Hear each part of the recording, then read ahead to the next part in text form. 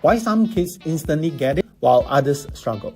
Let's take a look at this question. If you pour water from a jug and try to fill the big bottle, you are short of 0.5 liters. If you pour water from the same jug into the small one, you not only fill the small bottle but have 0.3 liters left in the jug. Question: what is the difference in volume between the two bottles? Here's the thing. Whether you can solve this question on your own or not is not what I want to focus on today. Instead, my question is, when a teacher tells the class, the difference between the big and small bottle is 0.8 liters, simply by adding 0.3 and 0.5. Why is it that some students instantly get it while others are completely lost? Why? Hi, I'm Norman Tian from Singapore, the Math Talent Architect. I believe talent is a choice, it's developed, not just born. My mission is to help children achieve more by doing less, guiding them to become thinkers rather than memorizers. Now, back to the question. This is something teachers notice all the time. Some students hear 0.3 plus 0.5 equals to 0.8 and they nod immediately because they can see the math behind. On the other hand, many students stare blankly and started to memorize what teacher had just said. Why does this happen? The answer lies in how our brain processes information. Some students naturally visualize the relationship between the numbers, others don't. And without a picture in their minds, they have nothing to anchor their understanding on. Here's the challenge many students face. They see the steps to get the answers but are clueless why it is like that. And next, they try to store the steps in their memory without actually seeing how they connect. And you know very well what happens the next day. Yes, they forgot everything that they've memorized the very next day. So what is actually preventing these students from seeing? And for students who see it, they aren't just relying on memory.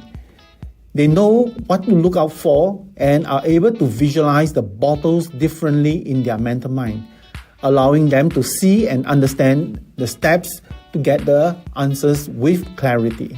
One key reason why many students are not able to see the relationship is because the big bottle and the small bottle have too many variables. They are different in shapes, size, width, height, and volume. To make it crystal clear for you, instead of seeing the bottles as they are, let's visualize the bottles with fewer variables. Visualize the big bottle as a tall container and the small one as a shorter container. Now this way, you minimize the variable of the big and small bottle by keeping the shape and width to be the same. And the difference between the two bottles will be their height and volume. So you try to fill the big one, but you can't because you are short of 0.5 liters of water. And you fill the small bottle to the brim and 0.3 is left in the same jug.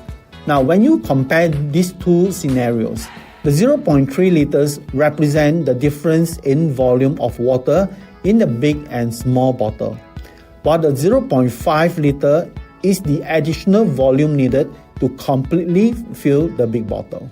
Therefore, the difference in volume between the big and small bottle is simply adding 0.5 to 0.3 to get 0.8 liters. See how much easier that is now when you minimize complexity? When you minimize variables and think visually, the steps start to make sense. Now imagine if the student had simply looked at the two bottles with minimum variables, instead of the original bottles that comes with different shapes, size, heights, width, and volumes. When the teacher explained the differences in volume of the two bottles, even students who once struggled with math would see the logic. Agree?